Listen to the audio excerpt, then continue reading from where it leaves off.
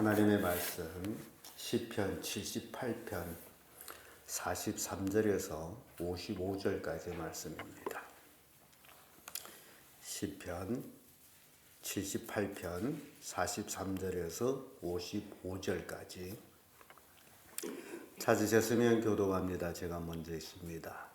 그때에 하나님이 애굽에서 그 징조를 소환들여서 그 기사를 나타내사 저희의 강과 시내로 길을 행하여 저희로 마실 수 없게 하시며 파리떼를 저희 중에 보내어 물게 하시고 개구리를 보내어 해하게 하셨으며 저희의 토산물을 공중에게 주시며 저희의 수고할 것을 메뚜기에게 주셨으며 저희 포도나무를 우박으로 저희 뽕나무를 서리로 죽이셨으며 저희 가축을 우박에 저희 양떼를 번개불에 붙이셨으며 그 맹렬한 노와 분과 분노와 고난 곧 벌하는 사자들을 저에게 내려 보내셨으며 그 노를 위하여 지도하사 저희 영혼이 사망을 면케 아니하시고 저희 생명을 열병에 붙이셨으며 애굽에서 모든 장자고 함의 장막에 있는 그 기력이 시작을 치셨으나 자기의 자손을 양같이 인도하여 내시고 광야에서 양떼같이 지켜하셨다. 저희를 안전히 인도하시니 저희는 두려움이 없었으나 저희 원수는 바다에 엄몰되었도다. 저희를 그 성소의 지경과 그의 오른손으로 지나시고 인도하시고 또 열방을 저희 앞에서 쫓아내시면 줄로 저희 기업을 분배하시고 이스라엘 지파로 그 장막에 거하게 하셨도다. 아멘.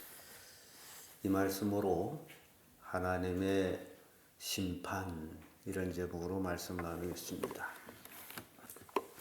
이스라엘 백성이 애굽에서 430년 노예살이를 하다가 그들이 원성이 커짐으로 하나님이 모세를 애굽에 보내서 모세를 통해서 이스라엘 백성을 구출하여 내게 됩니다. 그 구출 과정이 말처럼 그렇게 쉽게 이루어지지 않았습니다. 이 과정을 보게 되면 하나님은 얼마든지 하루아침 사이에 모든 것을 하실 수 있지만은 하나님이 혼자 하는 일이 아니고 이제 이스라엘 백성들이 하나님을 믿어야 하기 때문에 여러 가지 기사들, 기적들이 나타나고 있습니다. 오늘날도 마찬가지예요. 하나님은 하루아침 사이에 우리가 뭐가 될 수 있든지 얼마든지 만들 수 있지만은 우리의 삶 속에서 전적으로 하나님을 의지하고 믿어야 하기 때문에 그렇게 하나님을 일방적으로 일하지 아니하시고 오늘날 그를 믿는 믿음의 사람들이 삶을 통해서 하나님은 역사하고 계시다라는 사실입니다. 그래서 굉장히 중요한 얘기를 예수님께서는 하셨습니다. 예수님 앞에 와서 치료받는 그 환자들 예수님께서는 분명히 내 믿음이 너를 구원하였느니라고 말씀합니다. 예수님은 종례로 내가 너를 치료해 줬다라고 말씀하지 아니하시고 내 믿음이 너를 구원하였느니라. 그래서 오늘날도 우리 예수 믿는 사람들이 하나님은 얼마든지 모든 것을 하실 수 있는 그런 능력의 하나님이심에도 불구하고 그렇게 할 수 없는 것은 각자 믿음에 달려 있어서 하나님은 그 믿음만큼의 일할 수밖에 없다라는 사실입니다. 그래서 예수님께서도 제자들에게 너희 믿음이 크게 되면 이 산들을 바다에 옮기려도 옮겨진다라고 말씀합니다. 그래서 우리의 믿음이 어느 만큼 크냐라는 것이 중요한 것이지 하나님이 어느 만큼 역사하느냐가 중요한 게 아니라는 거예요. 하나님은 얼마든지 모든 것을 하실 수 있는 분이신데 바로 하나님은 인간을 통해서 일하시기 때문에 인간이 어느 만큼 믿느냐 그로 인해서 하나님이 크게 하실 수도 있고 적게 하실 수도 있다.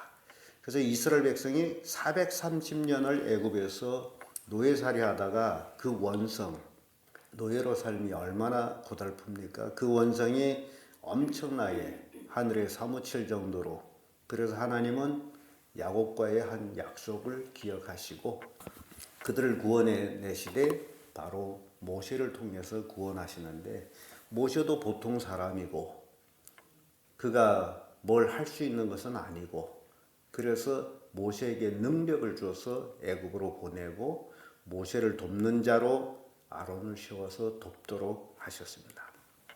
하나님은 일방적으로 모세 한 사람을 쓸 수 있지만은 이제 협력자를 세워주신 거예요. 왜냐하면 인간을 통해서 모든 일을 해야 되기 때문에. 그래서 우리가 신앙생활하면서 교회에서 섬김도 마찬가지예요. 목사 혼자가 모든 것을 할 수 있는 것이 아니고 성도들이 함께 믿음으로 협력해 나갈 때에 하나님은 역사하신다라는 것을 보여주고 있습니다. 그래서 오늘은 이 하나님의 심판에 대해서 우리가 살펴볼 때에 그 애굽 땅에 내려졌던 그 10가지 재앙들을 우리가 이제 살펴보게 되죠. 하나님이 재앙을 내렸다. 지금 현대말로 하면 자연재해. 자연재해들을 이렇게 쭉 보게 되면 물이 피가 되고 난데없는 개구리떼가 모여들고 또 파리, 악질, 독종, 우박, 메뚜기, 흑암, 장자 죽음, 이런 10가지들이 애굽에서 일어났는데, 이거 오늘은 피재앙, 내일은 개구리 재앙, 모레는 이 재앙, 이렇게 하루하루 열흘 동안에 이것들이 내렸더라면 아마 이스라엘 백성들 또는 애굽 사람들이 다 믿었을 거예요. 그러나 이것은 일정한 기간을 놓고 이제 내려왔기 때문에 사람들은 이것을 하나님이 하신 일이 아니고 자연재해라고 그렇게 받아들인 거예요. 바로 왕도 그렇게 받아들인 거예요. 그러니까 정확히 이 10가지 재앙이 떨어지는 그 시간적으로 몇 년이 걸렸는지 정확히 기록은 없습니다만은 제가 생각할 때는 몇 년 한 것 같아요. 1, 2년. 그럼으로 인해서 사람들은 또는 애굽 사람들 또는 바로 왕까지 이건 하나님이 하신 일이 아니다. 우연히 자연재해다. 그렇게 생각하게 됐던 것들이에요. 그러나 그럼에도 계속해서 모세는 바로 왕한테 찾아가서 우리를 보내라. 보내지 아니하면 하나님이 이런 재앙을 내린다. 이런 재앙을 내린다. 늘 하나님을 증거했어요. 이게 중요한 겁니다. 사람들이 생각할 때는 자연재해라고 생각하지만은 모세를 통해 가지고 하나님이 그 재해를 역사하셨기 때문에 모세는 당당하게 증명하죠. 너희들이 안 보내면 하나님이 이런 재앙을 내린다. 결과적으로 마지막 재앙 때에 장자의 죽음, 이거는 자연재해라고 보기가 너무너무 틀린 게, 유독 이스라엘 백성들이 좌우의 문설주에 피를 바른 집만은 안 죽고 피를 안 바른 집들은 다 죽었다는, 이거는 자연재해가 아니죠. 다른 모든 것을 자연재해로 볼 수가 있었지만은 이 장자의 죽음은 완전히 다른 거예요. 흑암의 재앙도 다르죠. 애굽 사람들한테는 흑암이 임하고 이스라엘 백성들이 사는 고센 땅에는 흑암이 임하지 않아요. 이렇게 구분되는 것들을 보여주는 것들이 나타나요. 그러면서 이스라엘 백성들뿐 아니라 애굽 사람들이 이게 하나님이 하긴 하는가 보다. 하나님이 우리에게 재앙을 내리는가 보다. 그런 감을 이제 가지게 되는 거죠. 서서히. 동일하게 이스라엘 백성들도 하나님이 우리를 구원하시는가 봐. 모세 말이 맞나 봐. 그렇게 믿음이 생기게 되는 거예요. 그렇게 하나님의 심판이 자연재해로 떨어질 때에 사람들이 그 10가지 재앙을 통해 가지고, 특히 장자의 죽음을 통해 가지고 애굽 사람들은 이거는 완전히 하나님이 하신 것이다. 이제 더 이상 이스라엘 백성들을 붙잡아 두게 되면 우리는 나라는 망하게 된다. 그래서 바로 왕이 너희들은 떠나라. 그렇게 떠나가게 되고, 이스라엘 백성들은 그동안 10가지 재앙을 종합해 봤더니 참으로 하나님이 우리를 구원하고자 애굽 사람들한테 이렇게 재해를 많이 내리고 우리를 보내주는구나. 그래서 유월절 밤에 급히 유월절 양을 먹고 떠나죠. 애굽 백성들한테 나가서 물품을 구했더니 애굽 백성들은 이 이스라엘 백성들이 있는 게 싫어. 왜냐하면 더 있으면 어떤 일이 당할는지 모르기 때문에 막 달라는 대로 막 줘서 보내는 그런 일들이 일어나게 된 거예요. 그래서 이거 일정한 시간이 걸렸다라는 거죠. 하나님의 역사하심을 믿게 하는 그 시간. 애굽 사람들에게도 이스라엘 백성들에게도 하나님이 역사하신다라는 걸 깨닫게 하고 믿게 하는 그 과정이었다는 겁니다. 그래서 출애굽기 7장 3절의 말씀 보면 내가 바로의 마음을 강팍해 하고 나의 표준과 나의 이적을 애굽 땅에 많이 행하리라. 결국 바로 왕이 강팍한 것처럼 애굽의 모든 대신들도 똑같이 강팍했다라는 거예요.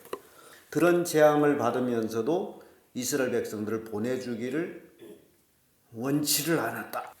이렇게 하나님의 심판은 사람들이 믿음대로 이루어진다라는 것을 보여주는 겁니다. 애굽 사람이나 이스라엘 백성들이나 똑같이 믿음이에요. 두 번째로 이제 연병을 보죠. 49절에서 51절까지 쭉 이렇게 나오는 연병이네요. 역시 이제 보게 되면 민수기 14장 12절에 가보면 내가 연병으로 그들을 쳐서 멸하고 너희로 그들보다 크고 강한 나라를 이루게 하리라 라는 말씀이 나옵니다.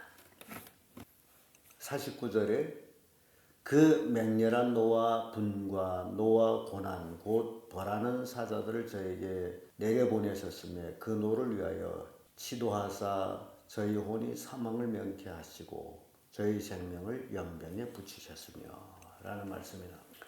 이렇게 병까지도 하나님이 하고 있다라는 사실이에요. 그래서 성경에는 하나님이 나는 치료하는 하나님이시다. 하나님이 모든 것을 치료하세요. 하나님만이 의사예요. 하나님이 의사일 수밖에 없는 것은 하나님이 우리를 만드셨기 때문에. 세상 의사는 피조물이죠. 피조물이 피조물을 치료한다. 어떤 의미에서 좀 우스운 얘기입니다만은 그래서 의사들은 의학을 연구하고 병을 연구하고 그 연구한 결과를 통해 가지고 이제 치료를 하는데 그 연구 결과는 100%가 아니에요. 임상 경험을 통해 가지고 한 40% 정도의 사람에게 효과가 있다 하면 그렇다라고 리론을 내놓고 40%의 효과 있는 사람을 가지고 100%의 사람을 치료하다 보니 치료되는 사람보다 치료 안 되는 사람이 더 많습니다. 그래서 병원은 마치 사람을 구원한 것 같지만은 병원에 가는 것 자체가 죽음이에요. 그러나 진정한 치료자는 하나님이에요. 그래서 하나님이 치료하시도록 그래서 믿음이 필요한 거죠. 의사를 믿는 것만큼 하나님을 믿으면 정말 모든 병이 치료되겠건만 사람들은 하나님을 믿는다면서도 의사를 더 믿습니다. 아주 심각합니다. 우리 성도님들 우리 한번 생각해. 아프면 금방 찾아가는 게 병원이고 병원에서는 금방 또 이제 효과 보도록 어떤 조치를 해줍니다. 근데 문제는 뭐가 들어가죠? 돈이 엄청 들어갑니다. 그런데 재밌는 거는요. 생명을 붙잡고 있는 하나님 앞에는 안 드리고 병원에다는 달라는 대로 다 줍니다. 이게 우리가 심각하게 생각해야 될 일이에요. 얼마든지 우리는 생활 속에서 자기의 건강 조절을 잘 하면서 건강해질 수 있는 원리들이 참 많습니다.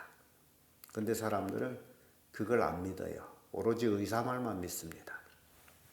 하나님의 심판은 이렇게 연병으로도 이루어진다라는 거죠. 예레미야 44장 13절의 말씀 보면 내가 예루살렘을 벌한 것 같이 애굽 땅에 거하는 자들을 칼과 기근과 연병으로 벌하리라. 하나님은 연병으로 벌하신다. 하나님은 모든 걸 다 주관하신 분이시라는 걸 이제 보여줍니다. 끝으로 하나님의 심판은 구원의 심판도 있습니다. 구원, 심판 중에 구원하는 거죠. 51절에서 55절까지 말씀인데 자기 백성을 양떼같이 인도하여 내사 광야에서 양떼같이 지도하셨도다. 애굽에서 이스라엘 백성들을 다 이끌어내서 광야에서 양무리 하듯이 하나님이 인도하셨다 그 얘기죠. 광야 40년. 40년이라는 기간이 정말 긴 기간입니다.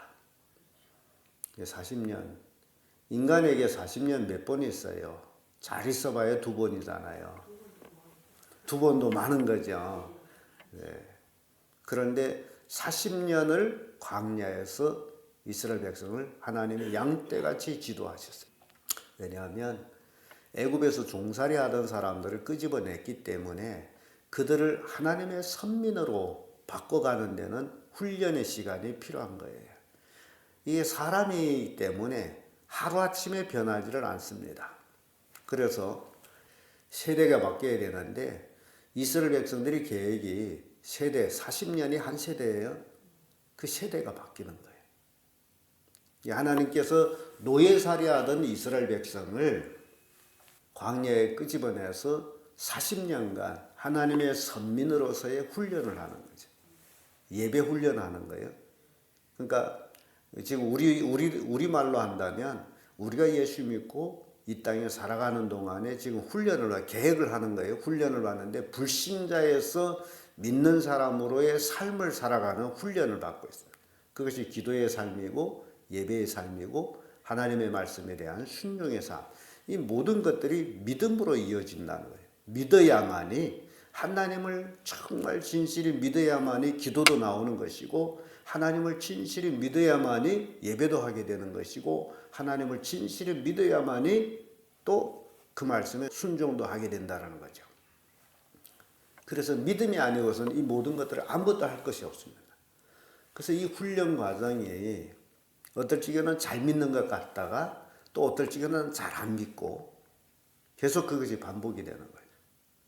잘 믿는 것 같다가도 가정에 어떤 어려운 일이 딱 닥치면 믿음이 떨어지고 이스라엘 백성들도 광야 생활이 똑같았어요. 어떨 적은 잘 믿는 것 같다도 어떨 적은 하나님은 배반하고 불평하고 원망하고 이게 훈련의 과정이라는 거죠. 이런 훈련이 완전히 계획이 돼서 신세대가 됐을 때에 비록 가나안 땅을 들어간다는 거예요. 새 사람이 되었을 때. 그러니까 우리가 새 사람이 되어야 돼요. 이런 훈련을 통해서 옛것은 지나가시니 보라 새 것이 되었도다 라고 외치듯이 새 사람이 되어야 되는데 이 새 사람이 되어가는 과정이 개혁입니다. 그러니까 이스라엘 백성들이 광야에 나와서 다 죽었어요. 산 사람은 딱 2사람이 있습니다. 여호수아와 갈렙. 그 2사람은 살 수 있는 원인이 믿음이에요. 하나님을 믿는 믿음. 모세는 물론 하나님을 믿지 않는 행위를 해가지고 책망받고 가나안 땅을 들어가지 못한 일이 바로 반석을 때리는 문제. 그리고 그것이 첫째 문제지만은 모세는 이제는 구시대 사람으로 거기까지 이제 가나안 땅에 들어가는 사람은 새 사람들. 그렇게 구분이 나는 거예요. 그래서 여호수아와 갈렙이 그들은 완전히 믿음으로 거듭난 사람들. 그리고 광야에서 태어난 사람들. 애굽에서 나와서 다 죽고 광야에서 태어나서 여러분 생각해 보세요. 광야에서 태어난 애굽에서 나온 그 해에 태어났다면 40년이면 40살이 되잖아요. 그리고 40살 제일 나이 많은 사람이 40살로부터 쭉 이렇게 내려가겠죠. 광야에서 태어난 사람들. 그런 사람들을 이제 여호수아가 이끌어 가나안 땅을 들어가죠. 만약에 여호수아가 광야에서 출애굽할 때 나이가 40세였다 라게 되면 80세부터 사역을 했다라는 건 모세처럼. 그래서 그런 것들을 우리가 이렇게 쭉 보게 됩니다. 그러니까 광야에서 태어난 애들은 애굽의 생활을 몰라요. 그러니까 애굽에서 나온 사람들은 애굽 생활을 알아서 자꾸 애굽 생각을 합니다. 이게 뭘 얘기해? 오늘날 우리가 세상 생활하다가 예수 믿고 나왔기 때문에 자꾸 세상 생각하고 세상 말을 하는 거예요. 그래서 어린애들을 잘 양육하라는 게 바로 거기 있어요. 세상 물을 먹지 말고 하나님 말씀으로 양육하라. 그래서 구원이라는 것은 이렇게 하나님이 자기 백성을 구원해서 훈련시키고 가나안 땅으로 들여보내는 것. 젖과 꿀이 흐른다. 오늘날 우리에게 얘기하면 가나안 땅을 천국으로 비유할 수 있죠.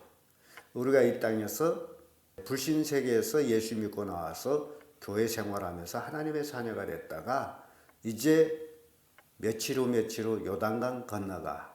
그 요단강 건너가는 것이 가나안 땅이죠. 우리가 요단강 건너가는 건 죽음이고, 그래서 그 죽음을 통해서 우리는 하늘나라에 젖과 꿀이 흐르는 하늘나라에서 영원히 살게 되는 것이 하나님의 진정한 구원이다.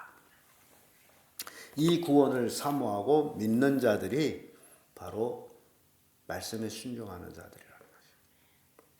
이렇게 우리는 시편 78편에서 43절에서 55절까지의 말씀을 통해 가지고 하나님의 심판을 이렇게 살펴봤습니다. 하나님의 심판은 불신자에게는 형벌, 믿는 자에게는 구원, 이렇게 주어지는 것들을 이렇게 보게 됩니다. 기도하겠습니다.